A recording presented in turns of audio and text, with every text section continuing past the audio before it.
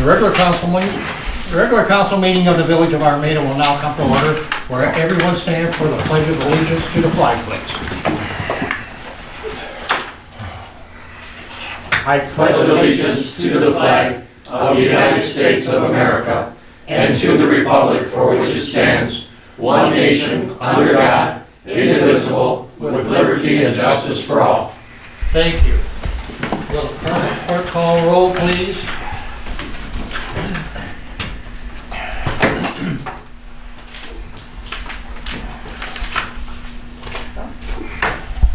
You know what, I think that is, it's not. Clark? Here. Conan? Here. Wowak? Here. Ballard? Here. Sleds? Belkey? Here. All right, the approval of the agenda, what's the council's wishes, please? Mr. President, I'll move the agenda be accepted as presented. Support. Go ahead. Conan?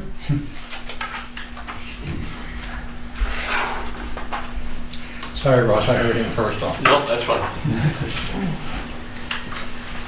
All right, any further discussion, please? If not, all in favor? Aye. Motion carried. Next is citizens' comments. It's open to the citizens. Anyone who wants to state? Okay, there is none at this time. We have no presentations tonight. And the administrative reports, commissioner related, liaison reports, does any of the commissioners have any? Just two things, Mr. President. The committee looking at the DPW supervisor's retirement and replacement met for a second time. We were talking courses of action and trying to reduce some of the COAs that we would take a look at. Also, well number 6, as you know, we just replaced the pump. Some repairs on the pump. It was reset. There was an issue with the impeller on that pump. It's really on the vendor, so we've had to pull the pump back out. That's in process right now, and Ed is working that. But again, that cost should be borne by the vendor. It was his error. So that's all I have, Mr. President. Very good, thank you, Ross. Anyone else? If not, we'll move to general business. The consent agenda, which is approval of the regular council meeting minutes of January 27th, and the payment of bills. What is the council's wishes, please? Mr. President, I'll move the consent agenda to be accepted as presented. Support. By Clark. Any further discussion? If not, all in favor? Aye. Motion carries. I abstain. on that. Abstained, he was absent from the... Are you abstaining just from the minutes? Yeah. Because he was absent. I know. Yeah. But he said he abstains from that. I thought he meant the whole thing. Yeah, I just wanted... Okay. She said okay, see? All right. She agrees with me all the time. Old business, sewer plant, Mr. Clark, your department, please. Yes, we had some additional boiler work done. I still don't know all of the details on that, and we were still looking at some quotes for the hot water tank down there. So we will be working on that. That's all I've got.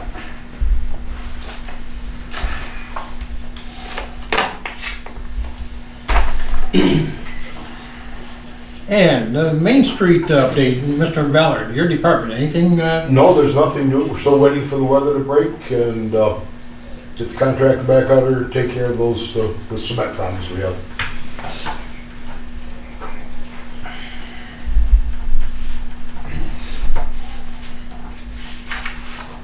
And the water department, Ross, please. You've got in your packet a water system sanitary survey memo. Just very quickly, we had an inspection in November.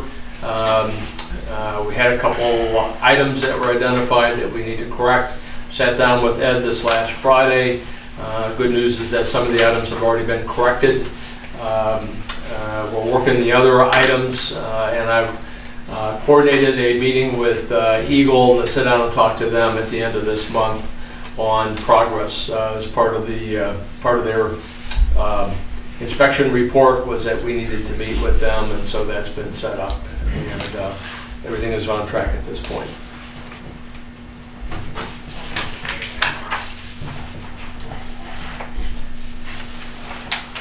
All right, very good, thank you. New business purchasing contracts, sales ordinance, public hearing, and that's at 7 p.m.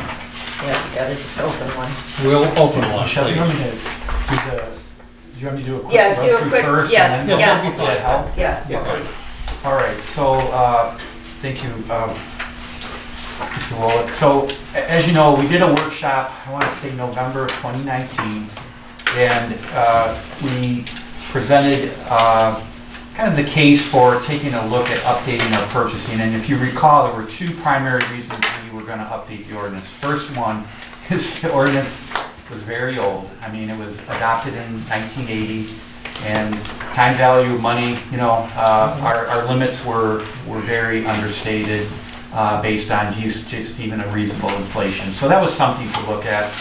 But I thought even more important than that was the fact that many of you were struggling because the ordinance did not reflect new technology. It was somewhat dated. You know, it didn't talk about online, you know, options or things like that.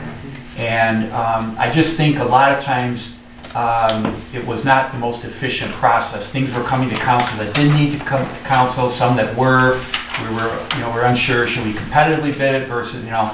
So we wanted to basically try to come up with new rules and procedures that really helped you guys to, you know, obviously be more efficient, take advantage of some technologies.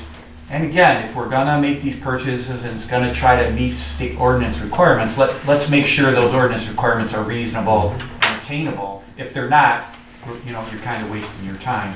So I don't know how much of a chance, I wanna say again, tonight, you're not under any obligation to adopt this tonight.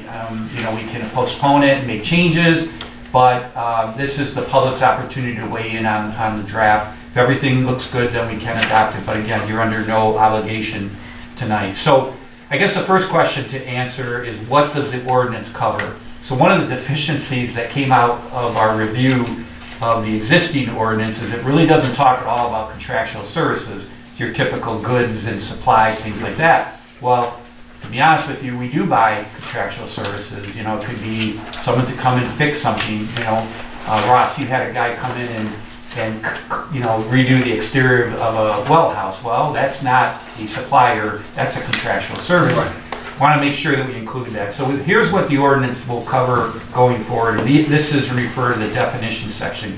So it's village property. And that term is defined as facilities, vehicles, materials, goods, supplies, equipment. You know, that's your basics, you know. Anything that you generally buy that's, could be a pump for the lift station, it could be supplies for the office. Those are, I think, everybody knows what the village property is as it's defined here. The second category, again, is contractual services. So contractual services is, you know, maintenance contracts, somebody to come in and re-roof this building, things like that, and you can see the definition. What I want to point out, there's a definition for professional services. It does not, contractual services does not encompass professional services, and you guys are very familiar with this. You know, your auditor, your attorney, your IT person, those are not things that you are necessarily looking solely at price. You know, there's a qualitative part to hiring those things. Doesn't mean you can't do an RFP or a bid for those. You certainly can, and most communities do. But when it comes to professional services, most communities say, look, we're not going to go solely on price, so we're going to, you know, we're going to exempt that from contractual services. Again, doesn't mean you can't do an RFP, but you know, you're not required to. Well, that could be considered with the previous contracts also, in other words, what was paid before then. Right. And the so-called. Right, so like, again, examples, you know, the MML insurance program, you know, things like that. We've been with them for a number of years. It's qualitative. You know, do you want to stick with them or do you want to bid it out? You can bid it out, but if you want to go with them, that's certainly your prerogative as a professional service. The last category covered by the ordinance is public improvement. So that's our sewer projects, our streets, our drains, you know, the traditional public improvement type project. So they're all encompassed by this ordinance. So then the next thing to think about with these definitions is how do we purchase? Now if you recall, there were two types under the old ordinance. There were what's called go into the market and get competitive pricing, but that's pretty much what it was. It didn't define how you do it or what it was. And then the other one, which you're familiar with, was bidding.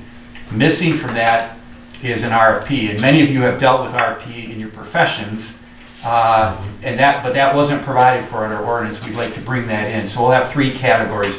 We'll have the traditional competitive bid, invitation to bid, very formal. A lot of times I've helped you, the village engineers helped you prepare those, and those certainly are something we would go forward with.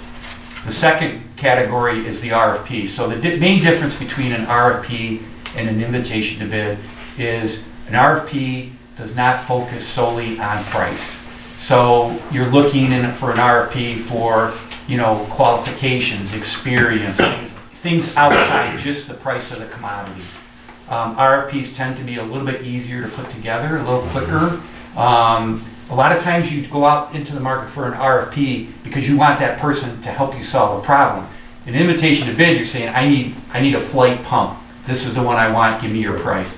Right. Well, when you are dealing like Steve in the treatment plant, you may want vendors to come in and tell you how to solve it. So you could say, look, I need a hot water tank. You tell me what capacity, you design it for me. So it's a little more flexible, obviously. And again, this is something we'd like to put into the ordinance for the first time. Can we get like drafts? Is there, I'm sure the MML has like a draft RFP or an RFQ. Template or a sample? Yeah. A template, yeah. Michelle, in my job, as you know, we went out recently for an RFP.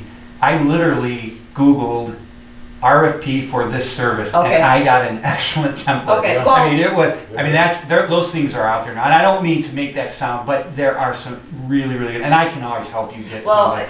But it literally, if you go on the internet, because public entities tend to be very public, you put your agenda out there, all that stuff is now on the internet. So if you Google something for an RFP for Hot water tank. software, Yeah. you can find those pretty easily. Now again, you have to tailor them to suit the village's needs, no doubt about it.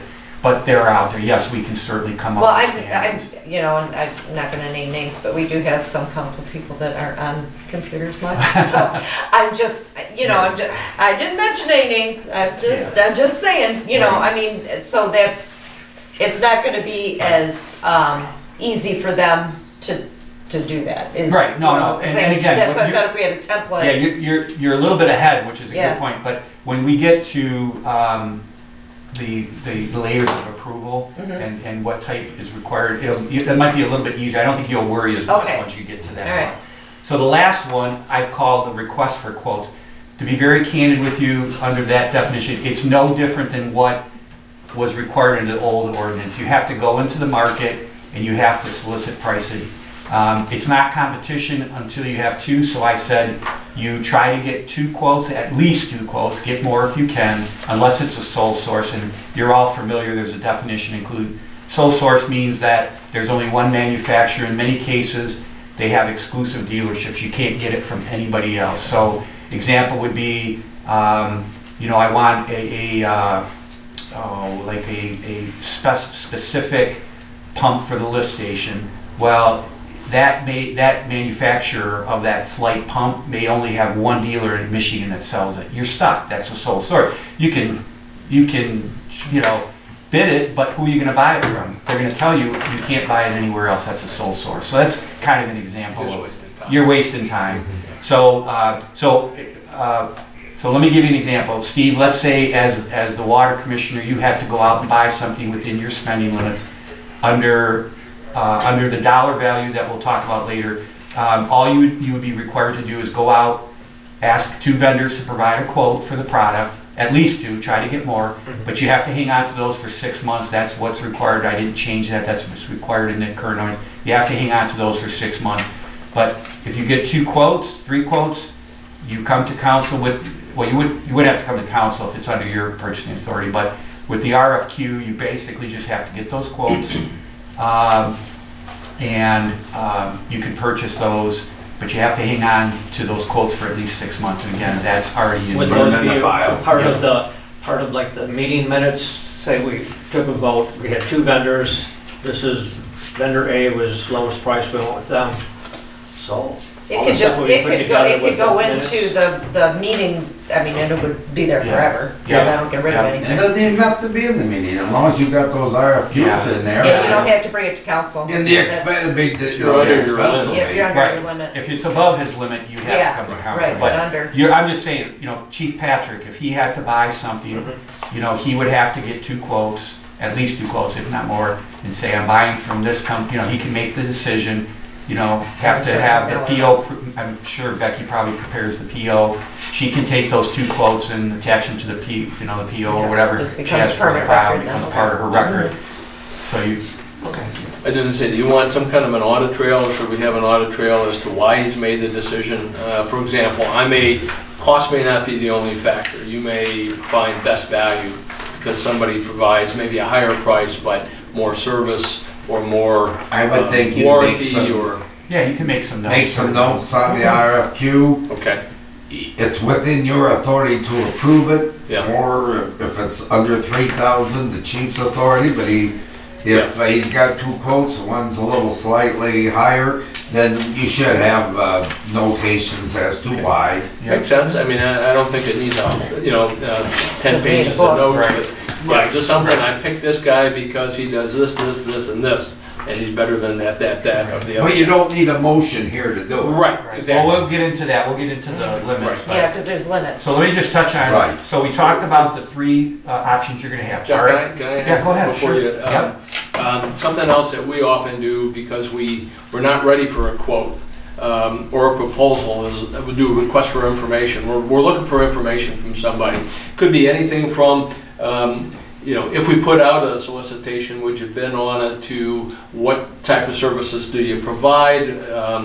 What warranty do you have? What's the general cost? I mean, you can ask cost questions. Absolutely, yeah, there's So- no requirement. That can be part of the RFQ. I mean, Okay, so you just keep it as an RFQ and not put an Yeah. RFI in there as well? RFQ is really, like I said, that's a little bit more of a fancy term to what your ordinance right now says, go out in the open market and get competitive pricing. Right. That's an RFQ. I mean, that's basically Yeah, what that's you're what it doing. is. You're saying, you're going to the known vendors and you're saying, okay, this is what I need, what's your price?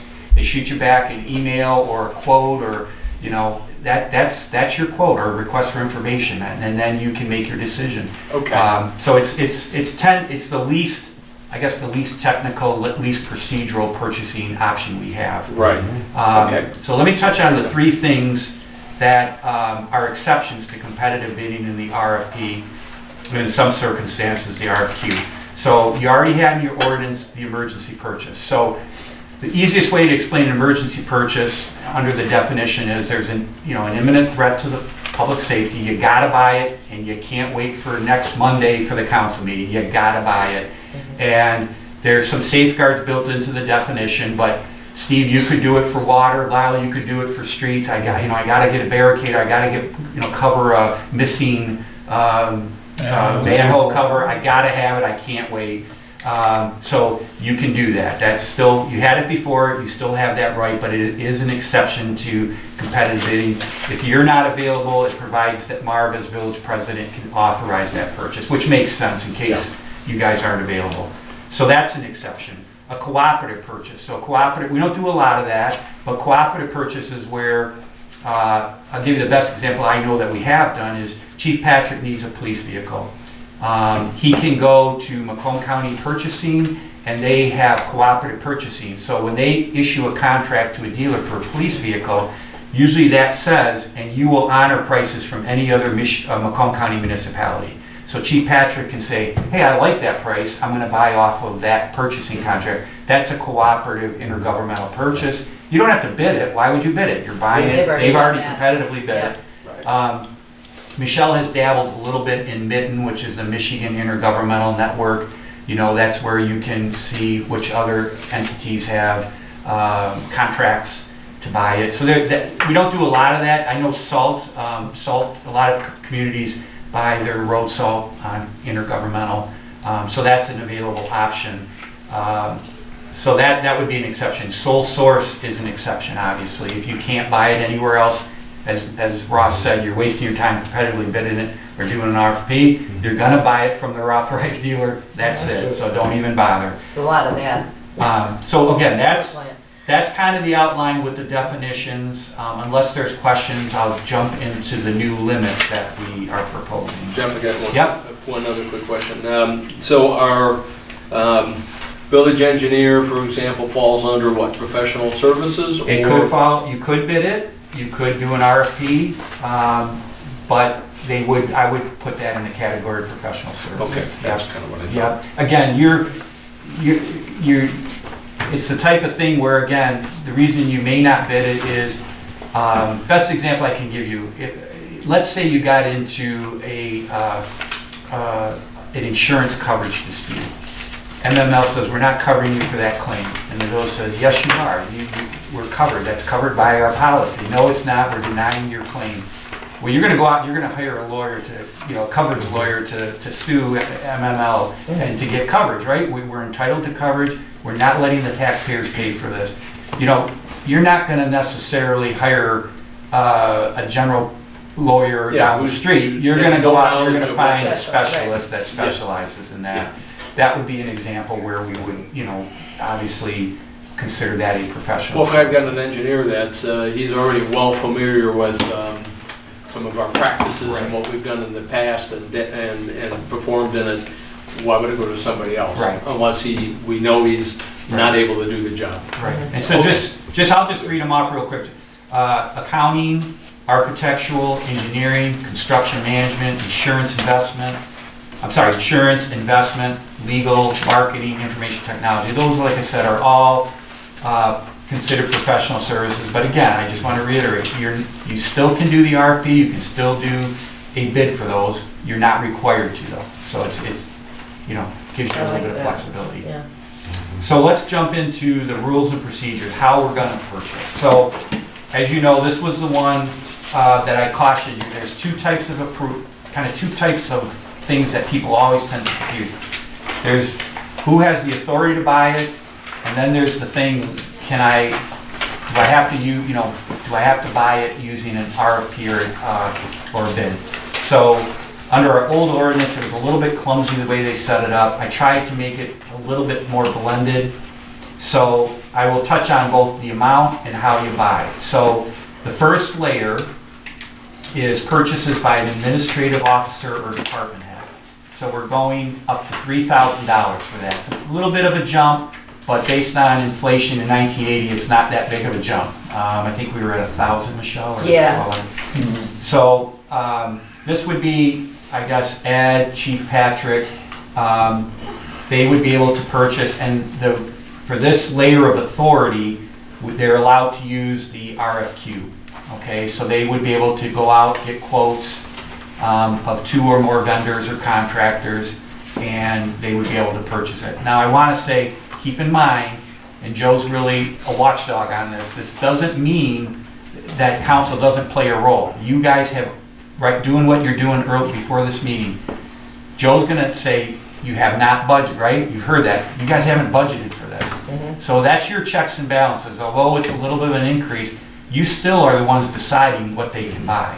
So I don't want to make it sound like they're being cut loose as free agents. This is all stuff that has been approved in the budget. Am I misstating that, Joe, pretty much? Absolutely. Yeah. Joe has to give you the one you're appropriate. Well, you guys actually appropriated, but Joe is going to look for that purchase. When the PO's processed, she's going to make sure that it was budgeted. If it's not, we got a problem, okay? So that's the $3,000.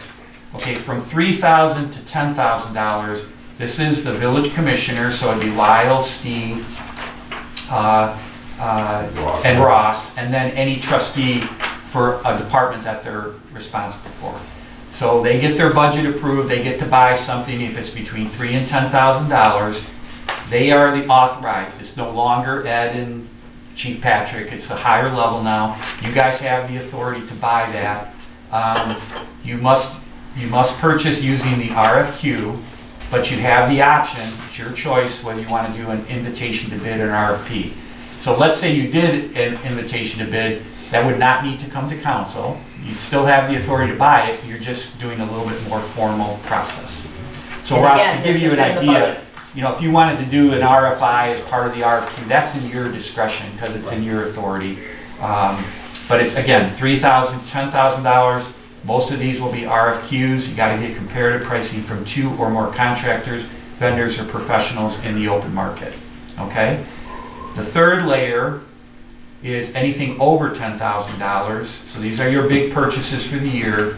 The ordinance requires that you must, council would have to approve the purchase, and you must do a competitive bid or an RFP. Okay? So it's obviously the most formal. So the big purchases, there's not going to be a lot of change. So what would be the exceptions for those purchases over 10,000? And I touched on these earlier, but I'll just walk you through them. Obviously, purchases less than 10,000, you don't have to do either one of those. Utility services, you would not have to do that. The reason being, there's only, what is it, Semco here? It used to be Semco. Semco, Yeah. So you got Semco, you've got probably DTE. Yeah. Good luck, why bid it? Because those are the only games in town. So for those types of things, utility services, even probably your cable, you might not even have competition for cable, but any type of utility service, that would be an exception to the RFP or the invitation bid. Obviously, professional services we talked about, sole source we talked about. If you can get it on a cooperative, you don't have to bid it out even if it's over 10. Still have to come to council to get that approved, but you just don't have to do the competitive bid. And of course, an emergency purchase. If Lyle needs it, or in his absence, Mars says we gotta buy it, and it's over 10,000, it's a pretty high standard though. Again, it's truly an emergency. It's affecting the public health, safety, and welfare.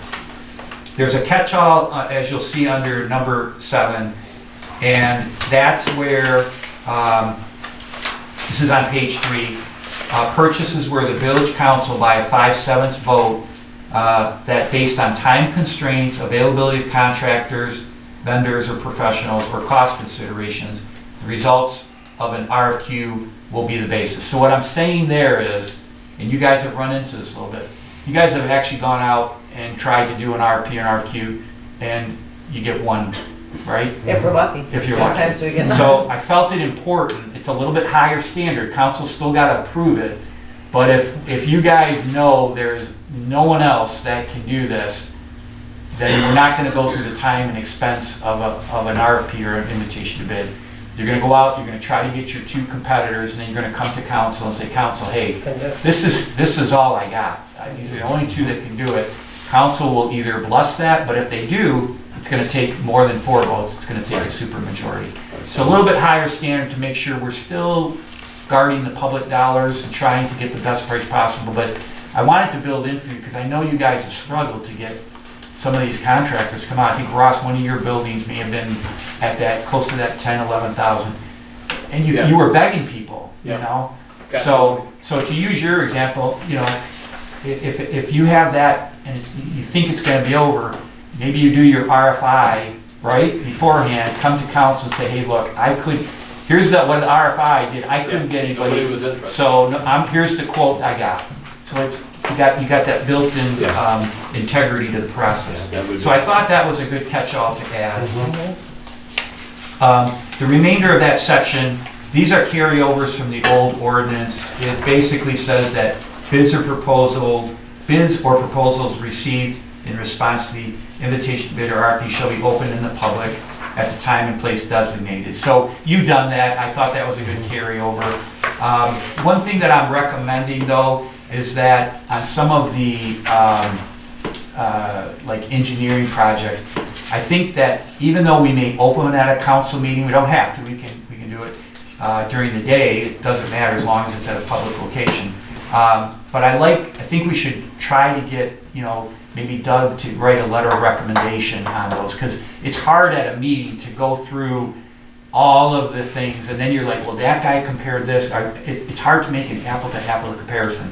So what I'd like to do is maybe in the future, not open them at a public meeting, maybe the week before, let Doug analyze them, and or whoever you're using, and then come forward with a letter of recommendation. I think it's a nice thing for council to see that our engineer that takes the pressure off you guys at a Yeah. council meeting to make that call. It's hard. Especially if you miss something and. Yep, yep.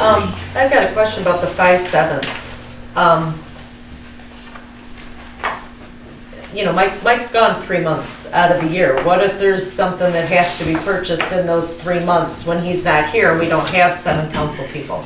Does it have to be 6? No, then? it's just 5. You gotta get, it's a rule of 5. You gotta get Okay, to 5. just get to 5, gotta even get if to there's five. not 7? Yeah. Okay, Yep, all right. yep. Okay, that's good, all right. Okay, so the other thing, so I talked about, you know, like I said, we gotta get in the practice of maybe not opening, especially on these bigger projects, that's why it's in this section. On the bigger ones, let Doug review them ahead of time, make sure it's apples to apples. Sometimes you can get burned, something that looks on paper to be the cheapest, it's not. They've Right. stuck something in the back that takes that one over a lower bid. And I don't think that's fair to ask you guys to make that call at a council meeting. The village council shall reserve the right to reject any and all bids and proposals, waive irregularities. Again, that's a carry forward, a very standard thing that you can do on your RFPs and your ITBs. Last one, no award of a bid shall be made to a person or firm that's in default. So, wouldn't happen often, but if somebody owes the village money on a prior contract, you're not gonna get it. It's a great incentive to pay your bill to the Right. village. Oh, we Right. would know that anyway. Yeah, we would. But I just thought, That's good, though. yeah, the last section, you know, and this is a general rule in purchasing. So, you know, we have to go to council if it's over 10. You can't make 2 $5,000 contracts to avoid going to council. That's as simple as it is. So I hope that makes sense. The last section of the ordinance is for disposition of property. So the general rule is if it's $3,000 or less, the administrative officer or department head can sell it after soliciting quotes to buy something Or using like an or online use an auction. online auction. Try to build a little flexibility in here. So I know Chief Patrick from time to time has some obsolete equipment. If it's less than 3,000, he has to, again, document what he did, and he has to, you know, but he can sell it if it's under $3,000. If it's over between 3,000 but less than 10, again, that's up to your commissioners and your trustee who's responsible for that. Again, you guys can use an online auction, you can get quotes, but you have to keep those on record for 6 months. Jeff, I have a question there. An online auction, I've seen things that, you know, you figure, oh, geez, it's gonna give, we're gonna get what, 2,500, we'll say. All of a sudden, it goes up to 4,000 on this auction. What do you do in that case? You're still good at that. That's why I think it's important that we increase the amount. Okay, well, because it says 3,000, that the department head can do this. I think in that situation, then he would come, who's the police commissioner? It's- Being Mike. Yeah, Chris. So, It's so, Chris. so Chief Patrick, hey, I got a $4,000 quote, he would have to approve it, because it's above his limit, You but just tell the purchaser, hey, I'll accept this on condition that my my trustee or commissioner Yeah. approves it, and yeah. I don't think it'd be a problem. That's a great example Taking more of than why we these thought we were amounts gonna need get. to go 'Cause up. I've been at auctions that. Yeah. And then if the commissioner was absent or You, on vacation, then I'd have to yeah, sign. you have to sign Okay. it, yep. Falls under that. So, the sale of property above $10,000, including real property, I thought we needed to add that to make clear that if we don't sell a lot of real property, just in case we did. Over 10,000, obviously, we're gonna do a invitation to bid. And the reason I do that is to protect you guys. Property, especially real property, when you're selling that, you probably should have an appraisal done to make sure you're selling it for the right amount. So a little bit more formal when you get above $10,000, but there's obviously good reason for that. So any questions? I think it's very I good. think it's very, I think it's excellent. I'm ready to, after we come out of, So I just want to say one other thing. If you compare this, one thing that I did not carry forward, and again, was probably because we were very focused on bidding. There were some provisions in there that talked about, you know, you shall get this bond or that bond. Well, that to me is not a requirement to be set by the ordinance. That should be done by your village engineer or that. For example, when you are building something like a road, you're gonna know that you need a bid bond, a performance bond, a material goes bond, under that you, I Well, mean, that's really. those are all in the bid specs. Yep, Right. bid specs. But in your ordinance, that was required no matter what you bid, which made no sense, because, Lyle, you can back me up on this. You go to an electrician to do a job for the village, and you tell me I have to have this bond, this bond, this bond, and this bond, you know what he's gonna tell you? Get somebody Get else. another, Somebody else. yeah, get 'Cause another. I can't even get those things, I Right. don't, so that's why I figured, get that out of the ordinance as a requirement. We will do those things, but let's not be constrained by, you know, something that might not apply across the board. Exactly. So that was, I want to make sure you're aware of that. So I'll shut up now, we can open the public hearing and. Wait, I got one question. Sure. Real property, are you saying that all real property has to be sold? Because there's instances where a municipality will release their title to an abandoned alley, an old right-of-way that they don't want anymore, old railroad right-of-way. Right, but that's no value then, right? If Well, it's no value. It will then- have some value to some people, and you're saying get an appraisal if you have an abandoned alley that goes between two pieces of property. The only value is to those two people. Agreed, but So- you're not, in that situation, Joe, that can come up, but in that situation where you're vacating an alley, you're not selling it, you're vacating, there's a process by law that you have to go through. I don't consider that a sale. Okay. You're vacating it because there's no public value to Okay. that. So it's zero value, you're not really selling it at that point, Right. and you're following the process. But it's a good question. Again, when you sell real property, you know, you have to be a little bit more formal, you know, because property is one thing where until you expose it to the market, you know, you really should have some idea of value. You might need an appraisal. That's what I was trying to say. If we were selling a lot or this building, you know, you don't know what the value is unless you got an appraiser. That doesn't set the value, but at least you know what your starting point is. So that's what I was trying to imply. But there are situations, you're right. I did build in here also, like, if this thing's out on the market and we're getting no money and it's gonna cost us more to get rid of it, then I put in there that, you know, you can just get rid of it, you know, like, and that wasn't in our old ordinance, you know, we can just get rid of it, including, you know, giving it to a charitable organization. If somebody says, we'll take it, you know, fine, get rid of it. But, you know, we have to at least go through one of these processes first. But just like Joe said, the two, or like the alley, they have two potential buyers. The thing is, there is a desire to purchase that particular real property. And the thing is that each one wants it, so they're gonna have to bid a price. Well, Aren't they? Well, in Joe's situation, there's a process where we had the old assessor plats in the village, and we have the alleys. And this happened a lot in Detroit. Detroit did this, they've kind of modified their process, but Detroit always had alleys behind the homes where the garbage trucks would go, right? Well, after the technology changed and they didn't need alleys because the trucks come down the street, grab the thing and throw it in, they didn't need the alleys. So they didn't want the liability, the upkeep. So the alleys generally sat between two parcels on the plat, right? And by law, you could vacate those, okay? And if you vacated them pursuant to the process, half of the alley went to this side and half of the alley went to, nobody else could even buy it. It just was But in vacated. other words, if the village, in other words, could there be a want that the village would want some money for it?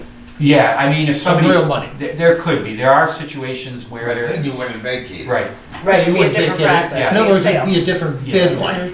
That could happen, Marv. A lot of times you have extra right-of-way, excess right-of-way, and there's only one person that's ever gonna buy it. Gonna buy it. Right. Yeah, because they can attach it to their parcel. Right, okay, Because that's what I they thought. live next to the right-of-way. So, I mean, who's gonna buy a 10-foot strip off of, you know, Hallway? You know, no one, other than the person that can add it to their property and say, I've got a bigger lot now. Somebody did on Burke Street. And I think they've done it on north and south alleys Yeah. of Main Street, how some of those parcels have that extra little chunk of property with those buildings, and that was a vacated piece from the village. Isn't that one over there too, wasn't it by the creek someplace too, you Yeah, said? that somebody owned that. Somebody Oh, owned that yeah. one little strip or The something? one little strip, but that was a tax forfeiture. Yeah, then Oh, okay. those can All right. happen too, where you have I couldn't remember how it Yeah. went. That That's was all a I tax asked. forfeiture. the county makes, sometimes what the county will do is they'll offer those, but they'll say, you gotta take them all. Yeah. So you Yeah, get that's the what good happened. ones, They- but they then you got get these sold little in a orphan block. parcels. Yeah. And then people, then that person stops paying taxes because they got stuck with Yeah, it. call to go to Yep. public hearing. So, Okay, so we're gonna go into public hearing at this time. And I'll also move we Time. enter public hearing at 7:43. 7:43 Support. by Mr. Clark. This is a roll call. Yes, okay. Ballard, Yes. Clark, Yes. Conan, Yes. Belkey, Yes. Wallach. Yes. Okay, motion carried. We're into public hearing now. Any Public comment. questions? This is a quick public hearing. Yeah, this is the best kind. All right, so we'll go at 7:44. We will end the public 43 and a hearing. half? I will move we go out of the public hearing at 7:44. Support. Moved by Ballard. Move to, adopt No, this ordinance. no. Oh, yeah, no. All in favor? Aye. Motion carried. Mr. President, I move to adopt the ordinance amending Title 1, Chapter 7 of the Village Code of Ordinances entitled Purchases, Contracts, and Sales for the purpose of revising and updating the rules and procedures for the purchase and disposition of village property, contractual services, and public improvements. Support. We have moved and supported. Any discussion as to that? If not, we're gonna have a roll call on that. You want a roll call? Ballard, Yes? Clark, Yes. Belkey, Yes. Wallach, Yes, Conan. Yes. motion carried. Mr. Prohorsky, thank you for all your work and kindly timing on it too, besides. yeah, we'll be ready for the new fiscal year, so that'll be good. Right, so. Thanks for putting up with me and Becky through that. Our whole fiscal year process. starts April 1st for everybody's knowledge.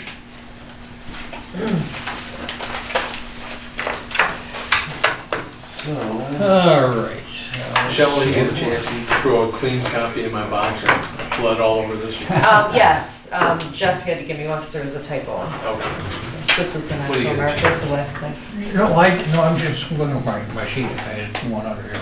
Yes, so we're gonna set the public hearing, date and time, in other words, For the budget. for the budget itself, our fiscal year, in other words, 2021, actually.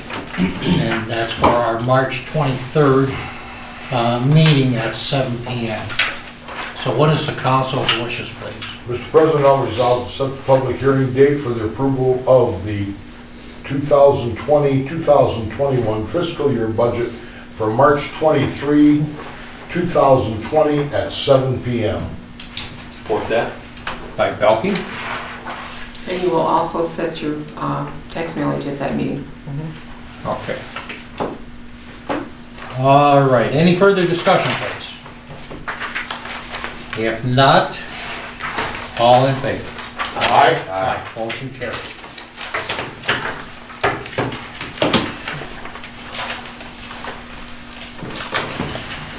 Council have any up and coming agenda items? Not agenda items, just to let you all know that tomorrow, the Armada Chamber of Commerce has a meeting. Wednesday, Armada Business Association has a meeting. I'm gonna try to get to both of those as the council business liaison. And this is really the first opportunity I've had to talk to those guys in any coherent way about the four corner signage issue, to see if any of those guys Did want you to. say Wednesday was the ADA? Wednesday was ADA. Okay. And for both of those, just it's an FYI, Kathy Dickens from Fort County is going to attend both of those meetings. So, Yeah, she was here today. to one of ours. No, she's come to one of our Oh, meetings. yes. Before, Yeah. yeah. Yeah, good gal in The Fort County. Fort County. Yeah. All right, anything else? No, sir. At this time, citizens' comments, this floor is opened up again to comments. None? All right, council comments. None? Community events. Council have any announcements? If not, we don't have a closed session tonight, and I'm going to entertain a motion for adjournment. Time is 7:48 PM. I move to adjourn. Support. Go with this D. Belkey. Val, did you give it to Russ? All right, you got it. Russ. I think I heard it right. You heard stereo. Well, I couldn't dance at the time, so let's take Belkey. All right, all in favor? Aye. I knew there was no, this was.